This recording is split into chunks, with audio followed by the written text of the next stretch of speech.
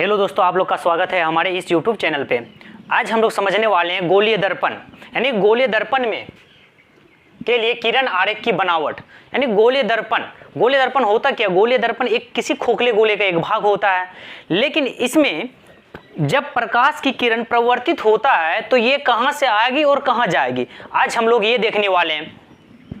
यानी कि सबसे पहले देख लो, गोलीय दर्पण दो प्रकार का होता है। गोलीय दर्पण एक होता है अवतल दर्पण, एक होता है उत्तल दर्पण। अभी हम लोग अवतल दर्पण के बारे में जानने वाले हैं। सबसे पहला है, जब प्रकाश की किरण मुख्य अक्ष के समांतर आती है, यानी आपतित मुख्य अक्ष के समांतर आपतित किरण दर्पण के परावर्तन के बाद फोकस से होकर गुजरती है। यानी कि ये हमारा है अवतल दर्पण, जिसका प्रवर्तक सतह धसा रहता है उसे बोलते हैं अवतल दर्पण, और इसका प्रवर्तक सतह धसा हुआ है, जहां से प्रकाश प्रवर्तित होता है उसे बोलते हैं प्रवर्तक सतह। प्रवर्तक सतह धसा है मतलब ये हो गया अवतल दर्पण। अब यहां से कोई किरण आ रही है, लेकिन किसके समांतर? ये है प्रधान अक्ष के समांतर। ये है हमारा प्रधान अक्ष। अब प्रधान अक्ष के समांतर आ रही प्रकाश की किरण प्रवर्तन के बाद, यानी कि कहां से प्रवर्तित हो रहा है? मान ले एक पॉइंट यहां से प्रवर्तित, पार तो करेगा नहीं, क्योंकि बाहर में क्या हुआ? कलई, यानी कलई को प्रकाश कभी नहीं पार करेगा। जब ये प्रवर्तित होगा तो ये कहां आ जाएगा? फोकस पे आ जाएगा, और फोकस से होकर गुजर जाएगा।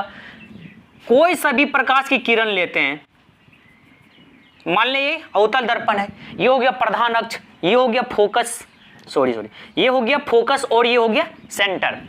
कहीं से भी अगर प्रधान अक्ष के समांतर आ रही प्रकाश की किरण जब प्रवर्तित होगा तो हमेशा फोकस से होकर गुजरेगा, हमेशा कहीं से भी प्रवर्तित हो, लेकिन प्रधान अक्ष के समांतर होना चाहिए। यानी कि प्रधान अक्ष के समांतर आ रही प्रकाश की किरण अवतल दर्पण में ये प्रधान अक्ष के फोकस से होकर गुजरती है। अगला देखेंगे, फोकस की दिशा में आ रही प्रकाश की किरण परावर्तन के बाद प्रधान अक्ष के समांतर होती है।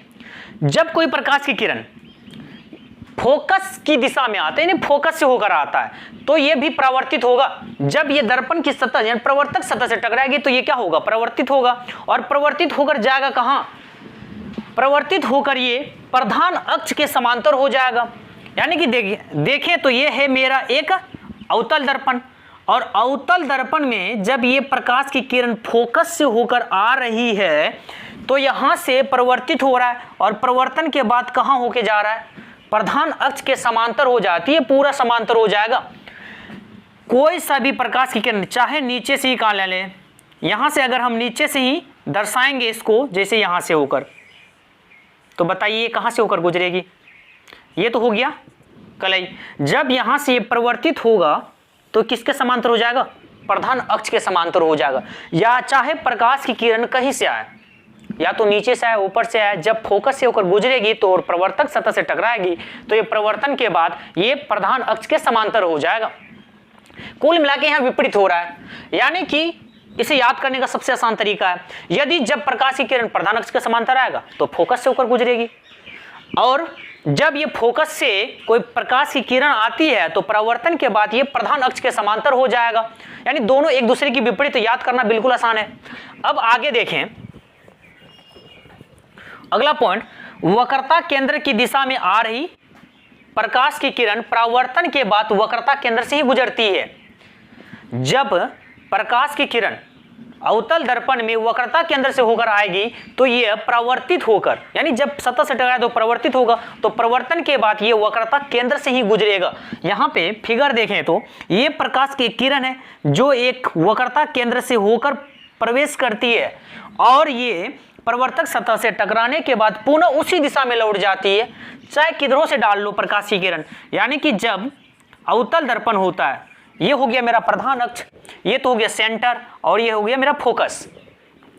मान लेते हैं कोई प्रकाश यहां से आ रही है और ये जाएगी, और जाएगी कहां तक जाएगा? प्रवर्तक सतह से, पार नहीं करेगा, और प्रवर्तक सतह से जाएगी तो टकराएगा, और टकराएगा तो फिर प्रवर्तित होगा, और प्रवर्तित होने के बाद पुनः उसी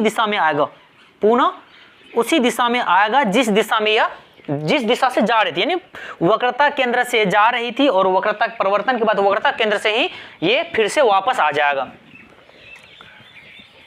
अब आगे देखें, और एक टाइप बच गया। और एक जो है कि जब प्रकाश की किरण ध्रुव पे आती है, यहाँ पे यानी ध्रुव की दिशा में आ रही प्रकाश की किरण प्रधान अक्ष के साथ जो कोण बनाता है, परिवर्तन के बाद वह प्रधान अक्ष के साथ उतना ही कोण बनाता है। यानी कि कुल मिला के देखें तो इसका फिगर तो है ही नहीं, यहाँ पे बना देते हैं साइड में। चलिए यहाँ समझा देते हैं। यहाँ पे एक ले लिए गोलीय दर्पण, ये हो गया एक गोलीय दर्पण यानी कि अवतल दर्पण। अवतल दर्पण हो गया। इसके बाद यहाँ से एक होगा प्रधान अक्ष, इसका फोकस भी तो होगा, ये हो गया फोकस, और ये हो गया सेंटर। यहाँ पे क्या लिखा है, जब ये ध्रुव से आता है, मतलब ध्रुव पे जाएगा तो ये ध्रुव तो यहाँ है पोल, यानी जिसे P से सूचित किया जाता है, ये है ध्रुव। जब हम जिस एंगल पे यहाँ से प्रकाश डालेंगे ध्रुव पे, किसी एंगल पे तो जरूर आएगा। यहाँ से इस प्रकार प्रकाश आ रही है, ये प्रकाश आया और आने के बाद यहाँ से क्या होगा, प्रवर्तित होगा। प्रवर्तित कहाँ होगा, परिवर्तित जिस एंगल, देख लीजिए यहाँ मान लेते कोई सा एंगल बनाएगा, कोई सा भी एंगल बनाएगा 30 डिग्री, मतलब कोई सा तो कोण बनाएगा 30 डिग्री, 40 डिग्री, 50 डिग्री, कोई सा भी कोण बनाएगा। जिस कोण से आएगा उसके प्रधान अक्ष के साथ जो कोण बनाएगा वही कोण पे ये रिफ्लेक्स हो जाएगा, यानी प्रवर्तित हो जाएगा। इस प्रकार ये प्रकाश इधर प्रवर्तित हो जाएगा। यानी कि जब ध्रुव पे आएगा तो ध्रुव से ही यह प्रकाश क्या होगा, प्रवर्तित होगा। ये प्रकाश के परिवर्तन का बिल्कुल नियम का पालन कर रहा है। जैसे अगर ये I है और ये R है, और प्रकाश के परिवर्तन के दूसरे नियम में हम लोगों ने देखा था कि कोण I और कोण R आपस में क्या होता है, बराबर होता है। अगर हम इसको प्रधान अक्ष को क्या मान लें, लंब मान लें, यहाँ पे लंब का कार्य कौन करेगा, प्रधान अक्ष ही करेगा। और ये कितना नंबर का हो गया, 4 नंबर का। ध्यान दीजिएगा ये 4 नंबर का पॉइंट है। यानी कि यहाँ से ये अवतल दर्पण का खत्म हो गया। अवतल दर्पण में फिर से मैं एक बार बताने का प्रयास करता हूँ, यानी कि इसे रटने की तो जरूरत नहीं है, बिल्कुल इसको समझने का प्रयास कीजिए। जब अवतल दर्पण में प्रधान अक्ष के समांतर कोई प्रकाश की किरण आती है तो ये परावर्तन के बाद यह फोकस से होकर गुजर जाती है। जब कोई प्रकाश की किरण फोकस से होकर आती है तो ये परिवर्तन के बाद ये प्रधान अक्ष के समांतर हो जाती है। दोनों बात एक ही है, बस उल्टा पुल्टा है। प्रधान अक्ष के समांतर आएगा तो फोकस होकर जाएगा, और फोकस से होकर आएगी तो प्रधान अक्ष के समांतर हो जाएगी। और जब प्रकाश की किरण, अगला देखें, जब प्रकाश की किरण जब वक्रता केंद्र से होकर आएगी तो ये पुनः प्रवर्तन के बाद वक्रता केंद्र से ही परिवर्तित हो जाएगा, वक्रता केंद्र से ही चली जाएगी। और फिर अगला देखें तो 4 नंबर में, यानी कि जब ध्रुव की दिशा में आ रही प्रकाश की किरण, ध्रुव की दिशा में आ रही प्रकाश की किरण प्रवर्तन के बाद जिस यानी कि प्रधान अक्ष के साथ जो कोण बनाएगा उसी कोण के साथ यह वापस ये मुड़ जाएगी। अभी समझने वाले हम लोग उत्तल दर्पण के बारे में, गोलीय दर्पण के बारे में, यानी कि अवतल दर्पण के बारे में हम लोगों ने पूरा समझ चुका है, यानी कि प्रकाश के आरेख के बारे में। अभी समझने वाले हैं उत्तल दर्पण। अब उत्तल दर्पण देख लीजिए, बिल्कुल सेम ही होता है, बस थोड़ा सा फर्क पड़ता है। यानी कि उत्तल दर्पण में प्रधान अक्ष के समांतर आ रही प्रकाश की किरणें परावर्तन के बाद फोकस से आती हुई प्रतीत होता है। यानी कि जब यहां से प्रकाश, ये हो गया उत्तल दर्पण। उत्तल दर्पण का परावर्तक सतह क्या उभरी रहती है। जब ये प्रधान अक्ष के समांतर प्रकाश अगर हम डालते हैं तो यह इस प्रकार ये मुड़ जाता है, प्रधान अक्ष से दूर भागता, और कैसा प्रतीत होता है, ये फोकस से होकर आती हुई प्रतीत होती है। अगला देखें तो यहाँ पे फोकस की दिशा में, यानी जब फोकस की दिशा में आ रही प्रकाश की किरण मुख्य अक्ष के समांतर हो जाती है। जब ये देख लीजिए, ये है उत्तल दर्पण, और इसके बाद यहां से हम अगर प्रकाश को ला रहे हैं या तो प्रकाश को डाल रहे हैं तो ये कैसा प्रतीत होगा, यहां से आने के बाद ये परिवर्तित हो जाएगा। प्रकाश के परिवर्तन के नियम में हम लोगों ने देखा था कि यहां से अगर हम लोग अभिलंब डालेंगे तो यहाँ कोण I बनेगा और यहाँ पे कोण R बनेगा। अब ये प्रकाश आएगी और परिवर्तन के बाद यानी कि प्रधान अक्ष के समांतर हो जाएगा, प्रधान अक्ष के समांतर हो जाएगा। अगला पॉइंट देखिए, वक्रता केंद्र।